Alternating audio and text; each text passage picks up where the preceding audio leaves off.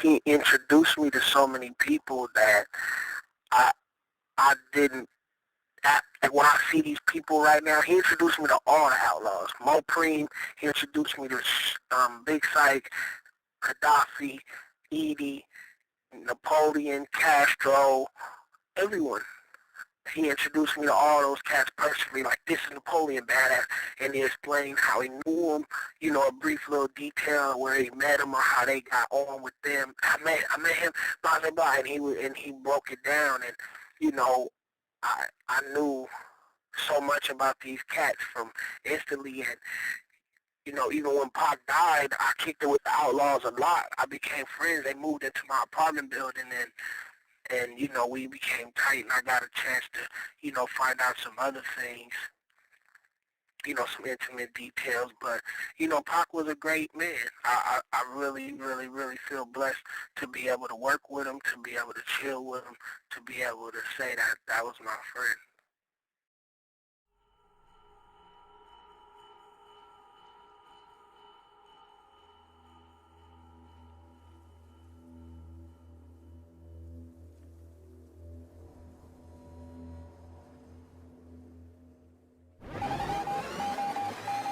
This is a Jmix exclusive.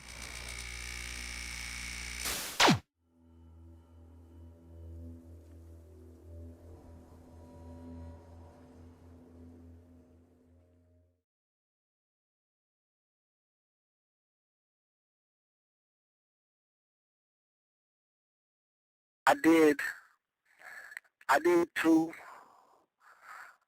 maybe three songs. Now it's gonna be more because I got one of my mixtape with Pop where we came up on a acapella verse where he gave it up for Long Beach, which was, I'm sure it's for the One Nation album because he said that on there, and I was actually on that album, but you know, just to be able to even take some of this stuff because I have some acapellas of his that I'm gonna chop up and I'm gonna make some hooks. I want Pac on some hooks on some of my songs coming out. So, I'm gonna be, rocking some stuff like that. But I feel like, regardless if me personally, it's different if some artist today samples Tupac's voice and uses it because he's a great.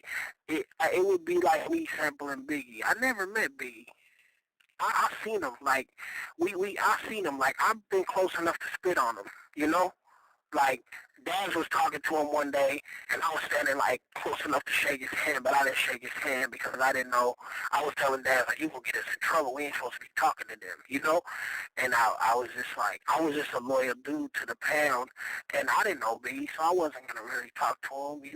We didn't have beef with him, but I was cool with Pac, and I didn't really know if it would be cool. And I was like, I was like a baby of the crew, so I didn't have as much power and as much pull as Snoop. Snoop could talk to Biggie and then go talk to Pac and be like, look, man, I said what's up to Biggie. I ran into him. I would be like, out of line. So I didn't really talk to him, but at the end of the day, I feel like as far as Biggie, I love his music. I respected him. I seen what him and, my good friend went through. And like, if I ever sampled Biggie's voice and to put it on a song, it would be because I loved him as an artist and I respected his, what he contributed to hip hop. And I was close to him because he was beefing with one of my best friends. And I feel like as far as Tupac, I chill with him like I made songs with him. I hugged him. I smoked with him. I talked to him. I talked to him alone. I talked to him with other people. Like he was my real friend. So at the end of the day, if you hear me sample Tupac's voice, if you hear me rap on a song with Pac since he's been dead, I don't feel that it's unjustified. I feel that it's very justified. I feel that it's more than dope. I feel like if Noble samples Tupac's voice and put him on something, then it's more than justified. I feel like Edie or Snoop Dogg or Corrupt or, all these cats that I know that had real relationship. Dads produced 20 songs, maybe 30 songs for Tupac while he was at Death Row. So if you ever heard Dad sample Tupac's voice and put out a new song with Pac, and he haven't seen him in 16, 17 years, I still feel it's more justified than if, any of these kids do it, if Lil Wayne do it, if, if even when Jay-Z remade Pac's song, I respect him because he talked to his mother. And a lot of people ask me, like, me and Jay-Z are cool, and I respect Jigga and I fuck with him whenever we see each other. We never been on a, like, call me, you my homie, like, call my house level, but, like, he would never pass me in the streets without saying what's up, and I would never pass him in the streets without saying what's up, you know? If we was driving on a freeway and we just looked up and seen each other, we gonna roll down the window and go slow and talk like, what's up, nigga, what you doing, you out here? So, and I respect him because when he did fuck with Pac, and he did like me and my girlfriend, and he fucked with Pac, he talked to his mom, and he didn't call Snoop, he didn't call Badass, he didn't call the Outlaws, he called his real mother. And when his mom kissed him on the face and was like, whatever beef you and my son had, that shit is squashed. That shit just went away. The only person that could squash his beef is his mom. And even if we did as friends, it still wouldn't be as potent as if his own mother did it. And if his mom was like, fuck you, Jay-Z, my son didn't like you, I ain't fucking with you, then that's how we would have to take it. But his mom didn't say that. His mom was like, I love you, Jay. Thanks for, doing whatever you did as far as, trying to bake this piece down and keeping it, letting history go forward and, not making this shit a mockery. Because Jay-Z could have came out and be like, I love Biggie, fuck Tupac,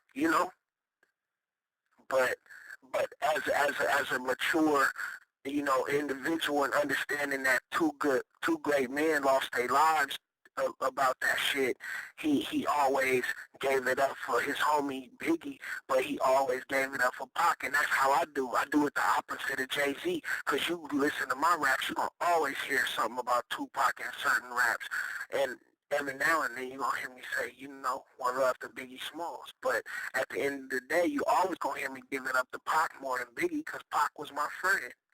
I changed Drake's rap, and I didn't mean no disrespect to him, but he kind of hurt my feelings when he said it. I understood what he meant. I liked it because he was like, I didn't cry when Pac died, but I probably will when Hove does. And it's like, he closer to Hove. And I felt that it was dope. The first day I heard the line, I thought he was dissing. And I took it hard. But when I listened to it, I was like, Drake is dope. He's creative. He just touch you where it's deep. And it's like, he knew that anybody that loved Pac would take that like, damn, nigga, what you trying to say? But me being a rapper and understanding lyrics and hip-hop and creativity, Drake was just being over honest. And sometimes you don't got to be that honest, but he knows Jigga. Jigga fucked with him. Jigga came and rapped on his record with him, but he didn't know Pac. So he probably didn't cry, but I cried when Tupac died. So I changed his lyric, and I was like, and it makes it dope for me because Jay-Z is my homie, but I don't know him like that. I probably won't cry when Hov dies, but I cried when Pac died, so I changed Drake's lyrics and was like, I didn't cry when Pac died. I probably won't when Hov does, but, that's just reality.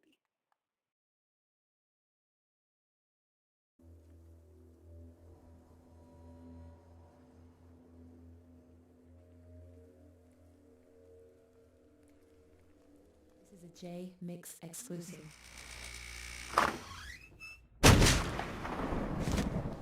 What up, shut up?